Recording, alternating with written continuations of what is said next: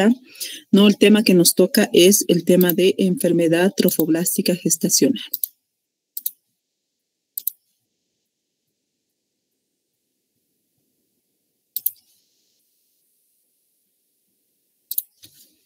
Sí se ve la pantalla, ¿no, doctores? Sí, doctora. Gracias. Muy bien. Entonces, decirles que el tema de enfermedad trofoblástica gestacional es una enfermedad súper antigua. Es una enfermedad ya desde la época de Hipócrates. Él ya la describió, ya habló sobre esta enfermedad. La llamó el sangrado del útero o el goteo del útero, ¿no? Él la describía con una enfermedad que causaba un tipo de hemorragia, ¿no? Un tipo de hemorragia relacionada con el embarazo.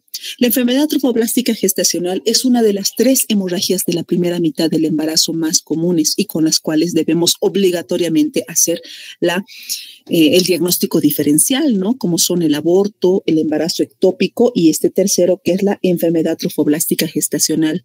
La parte conceptual ha ido cambiando un poquito con el tiempo. Puede ser que alguno de ustedes lea algunas concepciones diferentes. Alguna vez me han dicho, doctora, pero en mi libro está así. Yo trato de hacer la actualización más reciente, digamos, ¿no? Porque, por ejemplo, la enfermedad trofoblástica ahora se la ha dividido, ¿no? Dentro de lo que es la enfermedad trofoblástica gestacional y lo que es la neoplasia trofoblástica gestacional, que se considera actualmente que son entidades diferentes, ¿ya? Lo que más vamos a hablar nosotros en este momento es de la enfermedad trofoblástica gestacional, que se considera la parte benigna de la enfermedad, ¿no? Donde tenemos principalmente la mola hidatiforme, tanto la parcial como la total, ¿no? Que son lesiones en teoría benignas. Podrían malignizarse, pero no se consideran malignas en el momento del diagnóstico. Y la neoplasia trofoblástica gestacional son las patologías que tienen mayor potencial neoplásico, ¿no? Tumoral, canceroso, se puede decir, donde están las 4 patologías que las vamos a nombrar y explicar un poquito, pero no es el fin de nuestra enfermedad, de nuestro tema, porque es un manejo ya tanto digamos, de ginecología y obstetricia avanzada, de lo que es materno-fetal, incluso es una parte de oncología, es una subespecialidad del manejo de estas enfermedades. Las tenemos que conocer, por supuesto, pero no vamos a profundizar en el tema. Las neoplasias trofoblásticas gestacionales se consideran a la mola invasora, el tumor trofoblástico del sitio placentario, el coriocarcinoma y el tumor trofoblástico epiteloide.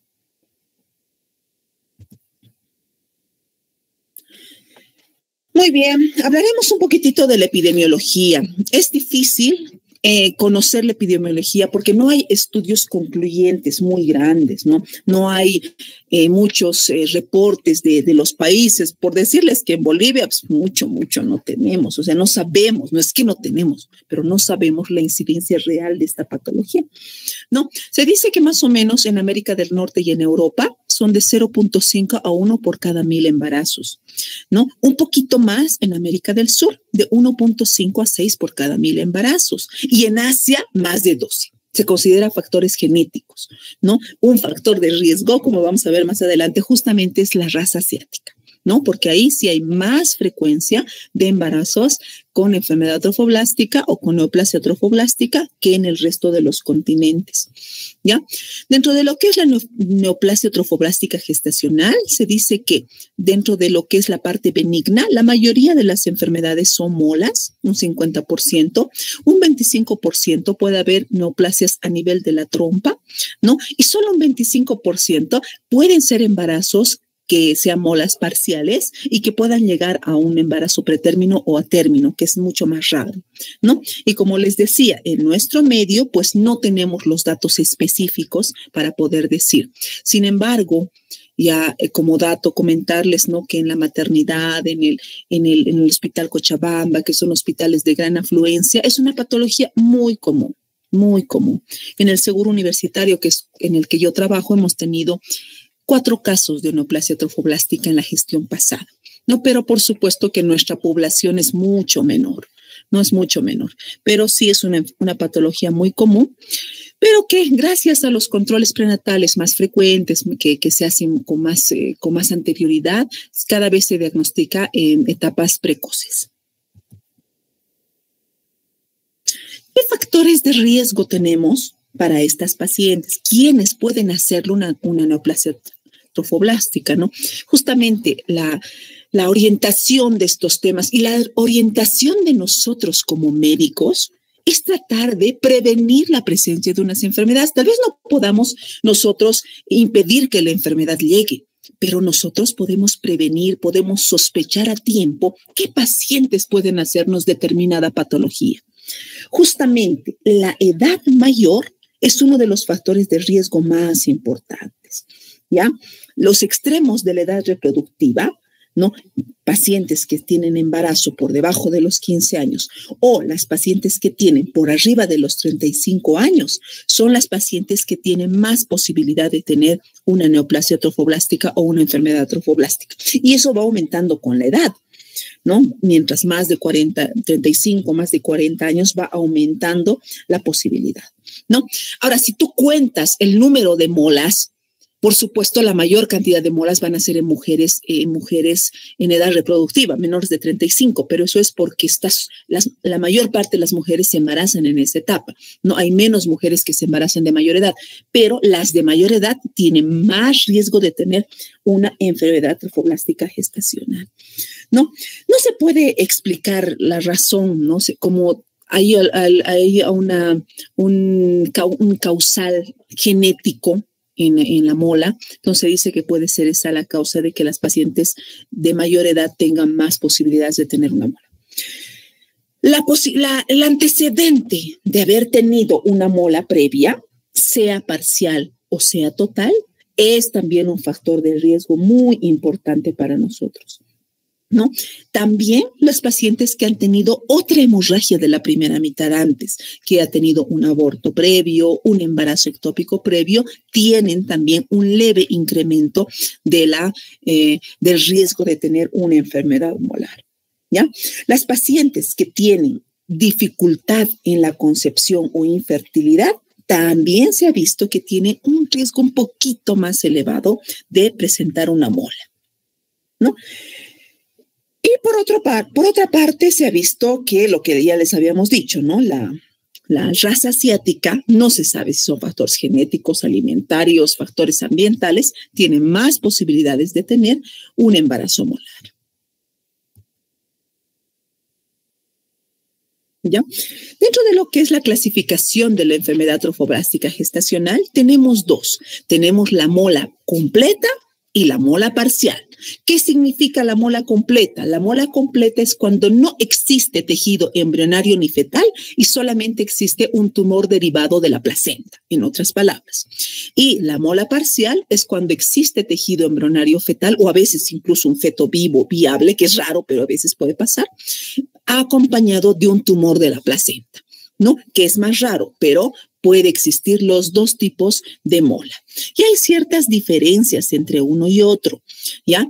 Como les decía, la principal diferencia es el tejido embrionario, ¿no? O tejido fetal, que en la mola parcial está presente y en la mola completa no existe para nada tejido embrionario, solamente el tumor placentario, ¿no? Las vellosidades coriónicas de la mola son difusas, es decir, en todo el útero está lleno de vellosidades y lleno de tumor, pero en la mola parcial, pues no, porque por un lado está el feto o el embrión y las vellosidades, el tumor de las vellosidades está en un área focal. La hiperplasia del trofoblasto también es completamente difusa en la mola completa, pero en la mola parcial es focalizado, ¿no? Las vellosidades coriónicas que se encuentran descamadas, ¿no? Se encuentra ausente en la mola completa y presente en la mola parcial, ¿no? Inclusiones del estroma trofoblástico son ausentes en la mola completa y presentes en la mola parcial. Y algo que es muy importante, el cariotipo No se dice que en las pacientes con mola completa, todos los cromosomas son paternos en el origen, porque se dice que una de las causas es esa alteración cromosómica en el momento mismo de la concepción, donde se produce pérdida de los cromosomas maternos y todos los cromosomas paternos se encuentran formando lo que es la mola, ¿no? Y generalmente es 46XX o 46XY. A diferencia donde en la mola parcial, donde hay triploidía, ¿no? Un 69XX, 69XY, 69XX, y el juego extra de los cromosomas también es de origen paterno, ¿no? Es una diferencia si pudiéramos hacer el estudio genético de estas pacientes. La inmunohistoquímica nos presenta un marcador que es el P57 negativo en la mola completa y el P57 positivo en la mola parcial. Y algo muy importante, ¿cuál de estas molas tiene más riesgo de convertirse en una neoplasia? Definitivamente la mola completa. Esta mola completa tiene 15 a 20% de posibilidades de convertirse en una neoplasia, ¿no? A diferencia de la mola parcial, donde solamente del 1 al 5%. ¿No? Esa es una diferencia muy importante. Si bien pareciera que la mola completa es más grave y etcétera, la mola completa tiene más posibilidad de ser benigna, ¿no? La mola completa, perdón, tiene más posibilidades de convertirse en una mola, en una mola invasora o en un coriocarcinoma que la mola parcial. ¿Qué presentación clínica tenemos en estas pacientes? ¿No? Gracias a que hay mayor llegada de los centros de salud, puede ser gracias al Sistema Único de Salud, gracias a la educación de las pacientes, varias pacientes acuden a hacer controles prenatales tempranos, ¿no? Entonces aparecen tempranamente en el consultorio con una prueba de embarazo y tú tienes la posibilidad de diagnosticar esta mola antes de que le dé síntomas. A diferencia de algunas de años pasados, cuando yo era residente, por ejemplo, muchas pacientes llegaban con una barriga grande pensando que van a tener a sus bebés, jamás hicieron controles prenatales, según ellas todo iba bien, y te enteras ahí que era una mola, porque la paciente jamás hizo prenatales, jamás se hizo una ecografía, ¿no? Más bien esos casos ya en la ciudad no se ve mucho. En lugares tal vez periféricos o en las provincias alejadas todavía puedes observar pacientes que llegan con embarazos grandes. Ahora no. Ya las pacientes llegan tempranamente a hacer su control prenatal, entonces tendremos una paciente probablemente que venga a un inicio de control prenatal con un retraso o una amenorrea y su prueba de embarazo positiva. Muchas de estas pacientes van a tener síntomas de embarazo muy fuertes, ¿no? Muy fuertes, no es algo patognomónico de la enfermedad, pero es algo que nos debe hacer sospechar, ¿no? Hay pacientes que en embarazos normales también tienen síntomas fuertes. El embarazo gemelar puede dar síntomas fuertes, pero también cuando una paciente tenga síntomas de embarazo muy fuertes o muy tempranamente, muchas veces tendríamos que sospechar la posibilidad de un embarazo molar. Y algunas veces podemos hacer el diagnóstico posaborto. Esto ocurre principalmente en pacientes que no han alcanzado quizás a tener el primer control prenatal y han tenido abortos tempranos, ¿no? 8, 10 semanas de embarazo y han tenido una pérdida, digamos, de esas pacientes. Entonces, a veces ni nos damos cuenta, ni en el momento de la limpieza, porque una mola pequeña a veces no te da la imagen típica de la mola, pero para eso está el envío de los restos a estudio histopatológico que jamás debemos olvidarnos, ¿no? Cualquier legrado o ameo que se realice en cualquier parte, los restos siempre deben ser enviados a estudio histopatológico, ¿ya? Inclusive se considera que en pacientes que han tenido embarazos molares previos y ahora tienen un embarazo normal, también su placenta debería ser enviada a histopatología por si acaso hubiera algún riesgo, digamos, del embarazo anterior. Entonces, algunas pacientes lo diagnosticamos posaborto. Eso nos ha pasado varias veces en el seguro. Según nosotros hemos hecho un legrado por aborto incompleto y al momento de recibir el histopatológico nos sale el reporte de mola, ¿no? Entonces ya continuamos el seguimiento a partir de ahí. ¿no? Que no es lo ideal es diagnosticarlo antes, ¿no? Pero pasa. La clínica típica de una paciente con embarazo molar es el sangrado vaginal, ¿no? Por justamente es una de las hemorragias de la primera mitad, ¿no? Entonces, un sangrado vaginal que puede ser con algunas características diferentes, ¿no? No es patognomónico eso, pero se considera que el sangrado del embarazo molar es un poquito diferente al del embarazo ectópico y del aborto. El aborto generalmente nos da un sangrado más rojo, rutilante y a veces con síntomas, con dolor. El embarazo ectópico te da un sangrado más oscuro y a veces en menor cantidad. El sangrado de la mola es un sangrado más como diluido, porque las vellosidades se llaman vellosidades hidrópicas, como si tuvieran agua dentro de las vellosidades, como si el agua hubiera infiltrado la placenta. Entonces, el sangrado típico que se produce en la mola hidatiforme es como una sangre que estuviera mezclada con agua, ¿no? Los médicos antiguos decían sangre lavada, ¿no? Como típico de sangre lavada, es como sangre medio rosada, ¿no? No completamente roja, que es el sangrado típico. Pero como les digo, no siempre llegan así. Depende mucho el estado, el tiempo de embarazo y todo. Y más bien a veces ni siquiera llegamos a verla sangrar, digamos, ¿no? Pero cuando existe sangrado, sí, puede ser diferente. Mientras más tiempo de embarazo tenga la paciente, más posibilidades de que te venga con sangrado. Es raro que el sangrado sea abundante. Es rara la anemia también, ¿no? A no ser que realmente esta paciente tenga un embarazo ya demasiado grande, ¿no? Se dice que más o menos el sangrado ocurre en menos del 50% de las pacientes, a no ser que el embarazo sea excesivamente grande, ¿ya? Por otro lado, tenemos la hiperemesis gravídica, ¿no? La hiperemesis gravídica, como les había dicho, normalmente las pacientes van teniendo un embarazo normal, que no sea una mola, va teniendo síntomas de embarazo alrededor, empezando a la 6ª semana y va poniéndose peor hasta las 13 semanas y luego va bajando nuevamente. En el caso de las pacientes con mola, pueden tener una hiperemesis gravídica desde el inicio del embarazo y ser muy fuerte. Entonces, a veces eso puede hacernos sospechar también la presencia de una mola. El dolor pélvico también es un síntoma, ¿no? Que no es un síntoma específico de la mola, se puede presentar tanto en el ectópico como en el aborto, etcétera, ¿no? Pero sí, a veces está relacionado con el útero que está produciendo contracciones, un útero que está tratando de eliminar a la mola, o a veces con los quistes tecaluténicos, que vamos a ver más adelante, que a veces la hiperestimulación de los ovarios hace que se produzcan quistes grandes en los ovarios y estos son los causantes justamente del dolor pélvico. Ya sigamos.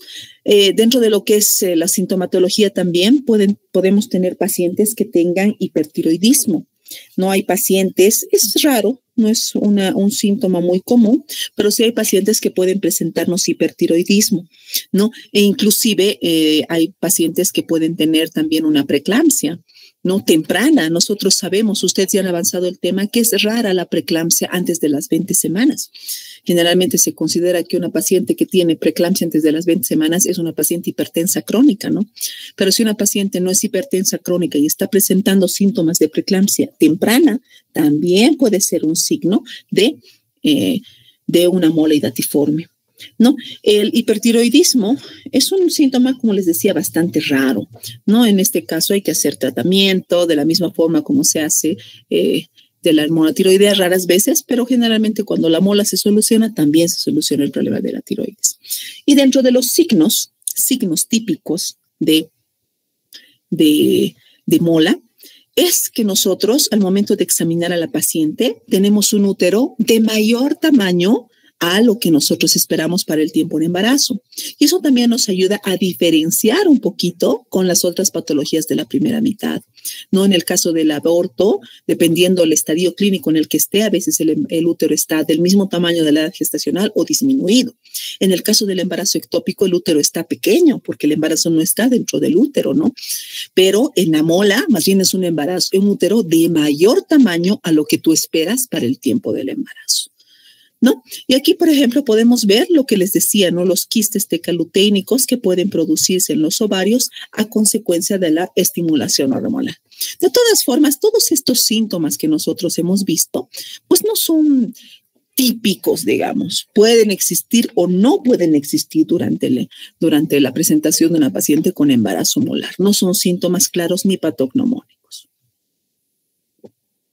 Entonces, ¿cómo hacemos nosotros la evaluación diagnóstica? Ya podemos tener una paciente con algún síntoma sospechoso y ya nos toca a nosotros diagnosticar realmente.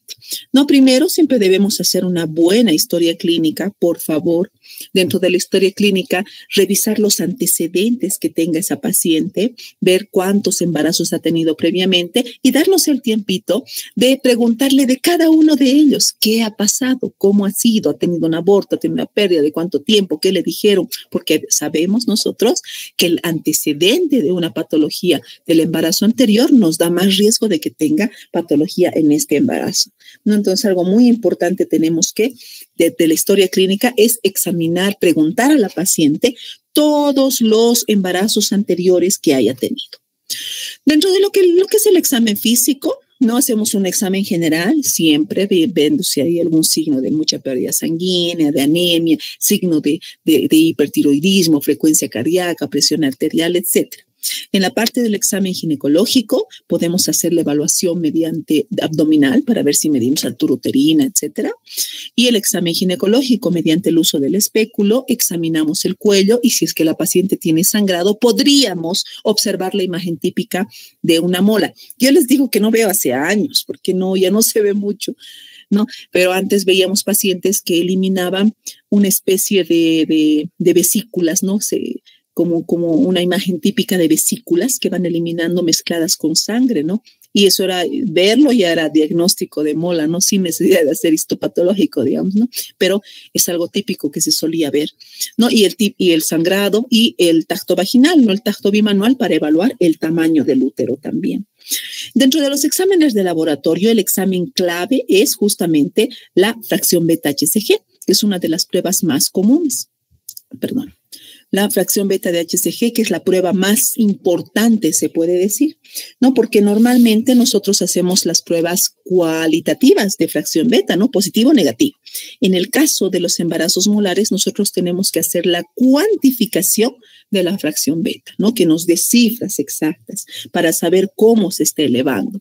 Nosotros debemos saber que en el embarazo molar la HCG puede estar sumamente elevada, llegando a niveles incluso cercanos a los 100.000 unidades internacionales. O sea, valores súper altísimos o más. Y mientras más alto sea el nivel de HCG, se considera que más riesgo también tiene de malignizarse esta enfermedad, ¿no? Entonces, sí o sí tenemos que hacer esta prueba y vamos a ver más adelante cómo tenemos que hacer no solo una vez, sino varias veces esta cuantificación de hormona hasta que podamos darle completamente el alta a esa paciente. Aparte de eso, tendremos que hacerle a la paciente su tipo de sangre, tendremos que medirle la coagulación, etcétera. ¿Por qué? Porque esta paciente probablemente con seguridad va a ser sometida a un procedimiento. Entonces, nos preparamos para eso también. Vemos si no hay riesgo de incompatibilidad de RH también. Si la paciente es negativa, después de este procedimiento, la paciente tiene que recibir inmunoglobulina anti-D. ¿No? Entonces, todas esas pruebas son básicas de laboratorio, ¿no?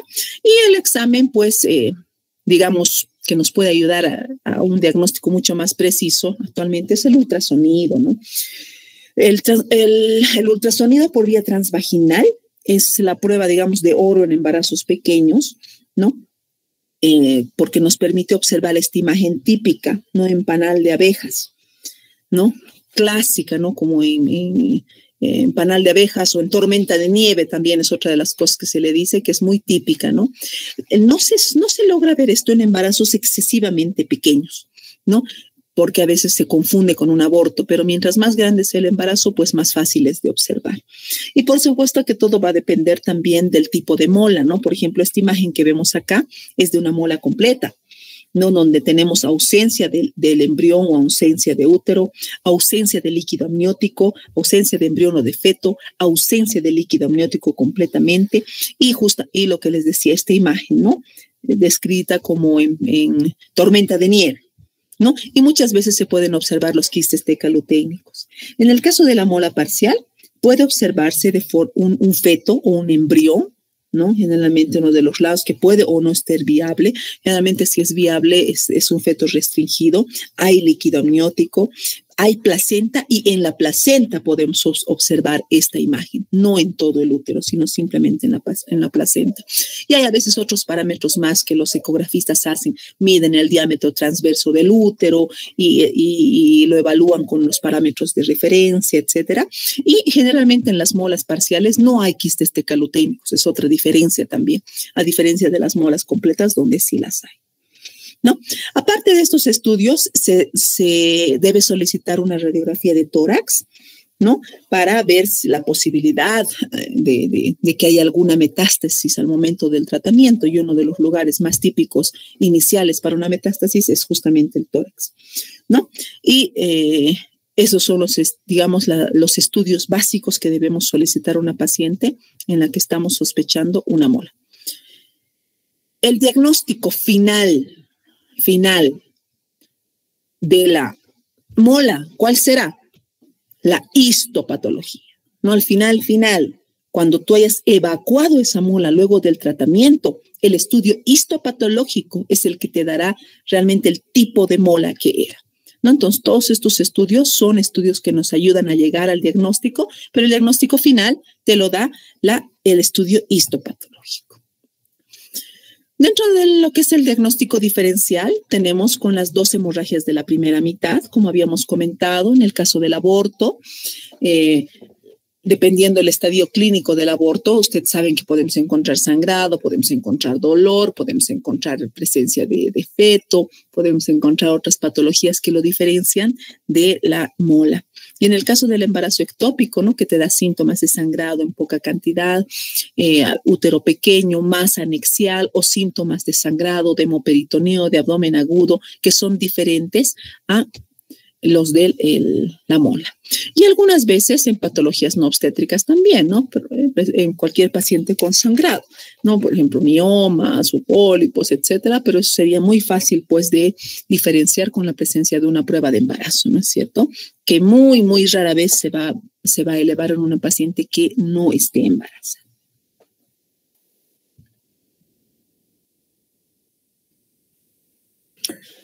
Muy bien. ¿Cómo realizamos nosotros el manejo? ¿No? ¿Cómo realizamos nosotros el manejo de estas pacientes con embarazo molar? Toda paciente con embarazo molar sí o sí tiene que ser tratada mediante un procedimiento. Es muy difícil que una mola se la deje en observación, se permita que el cuerpo mismo lo elimine. No. Estas pacientes van a 1 o a 2. Van a una evacuación uterina o van a histerectomía. No hay otra posibilidad para nosotros. O van a evacuación o van a histerectomía. La mayor parte de las pacientes se considera que tendrían que ir a una evacuación. Como la mayor parte de las pacientes están en edad reproductiva, puede ser que no hayan completado su fertilidad no la hayan completado, etcétera. Entonces, estas pacientes van justamente a lo que es el legrado o el ameo. Se considera que el ameo, que es la aspiración manual endouterina, es uno de los procedimientos más inocuos para la mola, ¿no? Se realiza bajo anestesia general, se puede realizar bajo anestesia local también, eso es súper ventajoso para lugares donde no se cuenta con anestesiólogo, etcétera, se puede realizar también, ¿no? Para el legrado generalmente se realiza con anestesia general, no se sugiere hacer con anestesia local. Algo muy importante que nosotros tenemos que considerar es, 1, que hay que tener mucho cuidado en las molas y hacer el procedimiento con bastante cuidado porque son úteros a veces más reblandecidos, levemente infiltrados por líquido y hay más riesgo de algunas complicaciones como la perforación uterina. Segundo, que también hay posibilidad de dejar restos post-evacuación. La paciente debe saber que algunas veces una mola no va a ser completamente evacuada en el primer procedimiento. Generalmente se hace un control a veces a los días o dependiendo de la clínica y algunas veces hay que hacer un segundo procedimiento para terminar completamente con la evacuación. Y tercero, si la paciente tiene es negativa, cualquier tipo de sangre negativa, debe recibir la inmunoglobulina anti-D. Son 3 detalles que no tenemos que olvidarnos. Y el cuarto, por supuesto, llevar a histopatología todos los restos que nosotros hayamos podido evacuar. Hay algunas pacientes en las que se define hacer la histerectomía. No hacer la evacuación, sino directamente la histerectomía. ¿En qué pacientes está? En pacientes con paridad satisfecha, ¿no? Pacientes que ya tengan la cantidad de hijos que desean.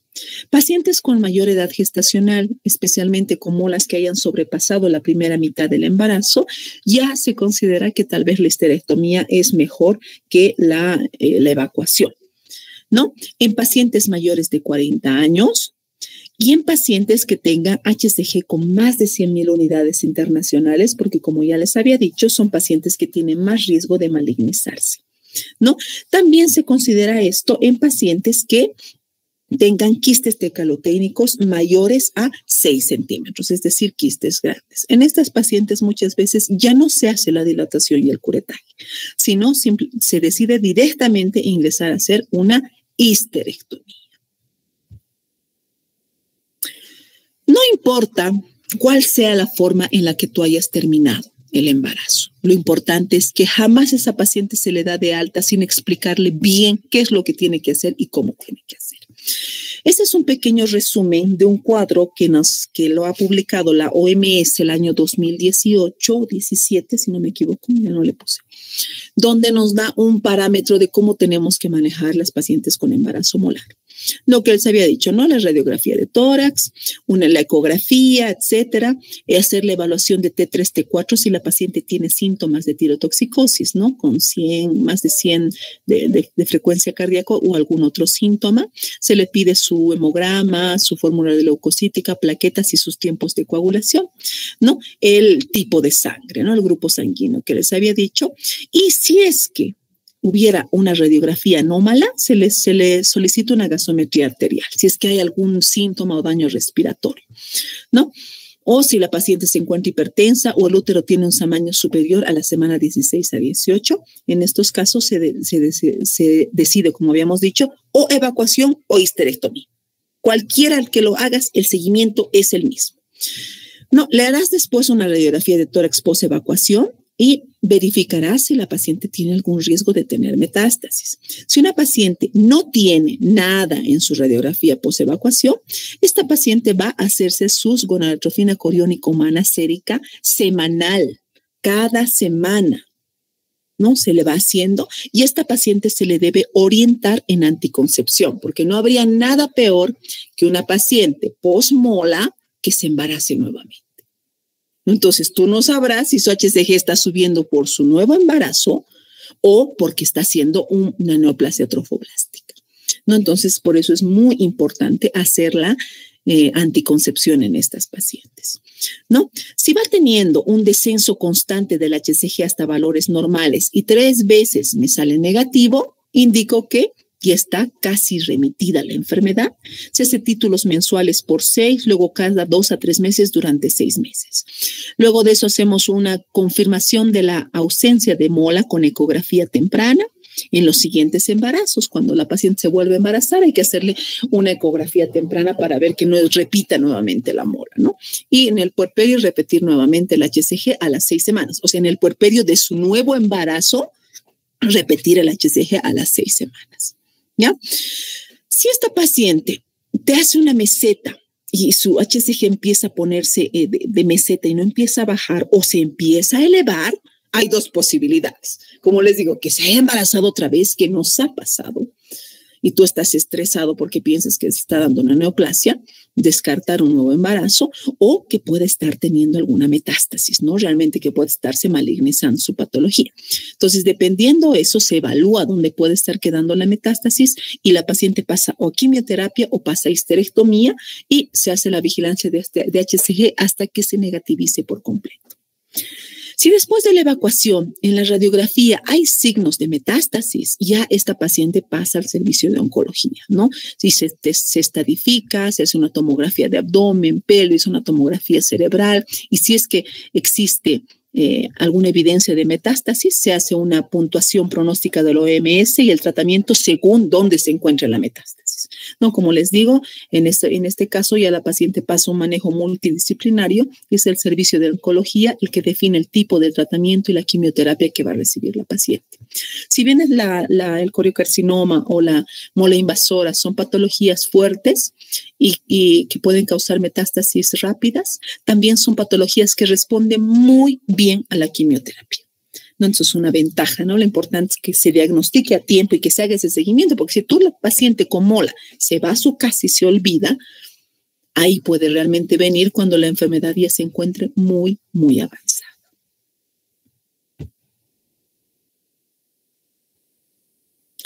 Hablando un poquitito de lo que es la neoplasia trofoblástica gestacional, les había dicho que no es motivo de nuestro tema, pero que tenemos que conocerlo un poquitito, ¿no? Tenemos el coriocarcinoma, la mola invasora, el tumor trofoblástico del sitio placentario y el tumor trofoblástico epiteloide. Estos últimos son los más raros. Ya, el coriocarcinoma es uno de las patologías, pues, que más temor le tenemos los ginecólogos, ¿no? Es raro. Se considera que más o menos se producen 1 de cada 40,000 embarazos, ¿no? Y es bastante raro una patología, ¿no? Muchas veces se produce después de un embarazo, de una mola completa, y se ha visto que algunas veces puede aparecer incluso después de un embarazo ectópico, después de un embarazo de un aborto, o incluso después de un embarazo de término. El coriocarcinoma tiene una capacidad de enmascararse, de confundirse con otras enfermedades, porque produce unas metástasis hemorrágicas que pueden producir hematuria, pueden producir hemoptisis, pueden producir hematemesis, o sea, síntomas de otros órganos lejanos que a veces no te hacen ni sospechar la patología, ¿no? Eso es, hay muchos lugares donde el coriocarcinoma tiene tendencia a pasar. El primero, por supuesto, ya lo hemos dicho, ¿cuál es? Pulmones, por ese lugar donde más buscamos. Puede pasar a la vagina, puede pasar a la vulva, al cuello uterino, puede pasar al cerebro, al hígado, riñones, vaso e inclusive al tubo digestivo. Inclusive a otras áreas muy, muy raras puede pasarte el coriocarcinoma que te sean muy difíciles.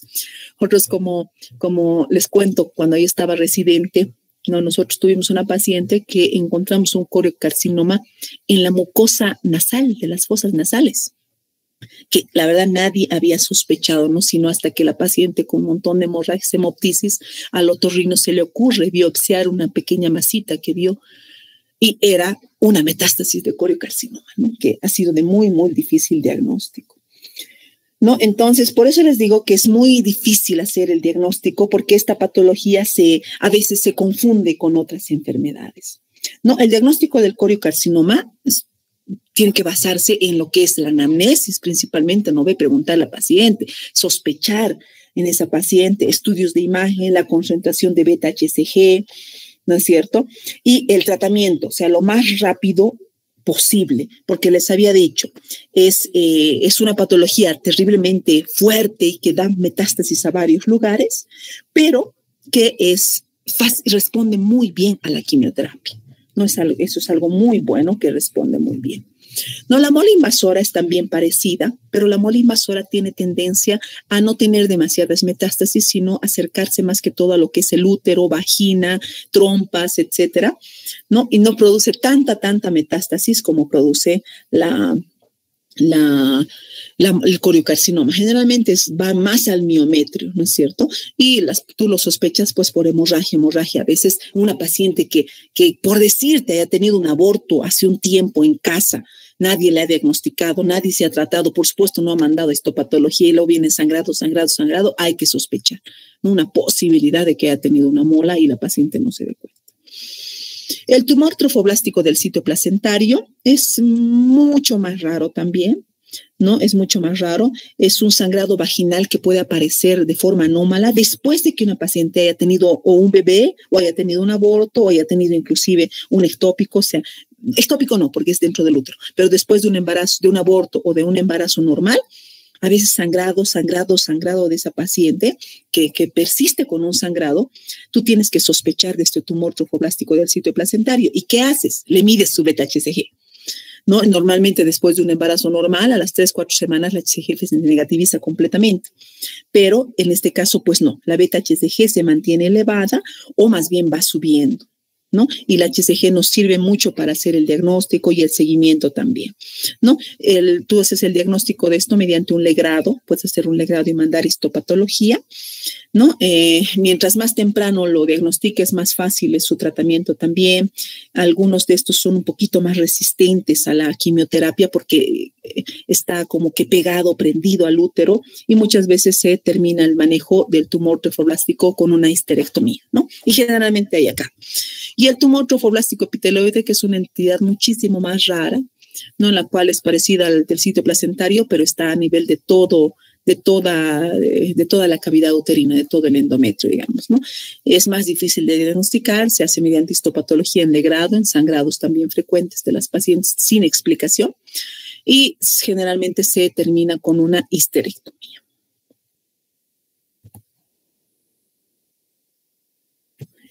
Y muy bien, doctores, con eso habríamos acabado nuestro tema. No sé si tienen dudas, consultas, estoy a su disposición.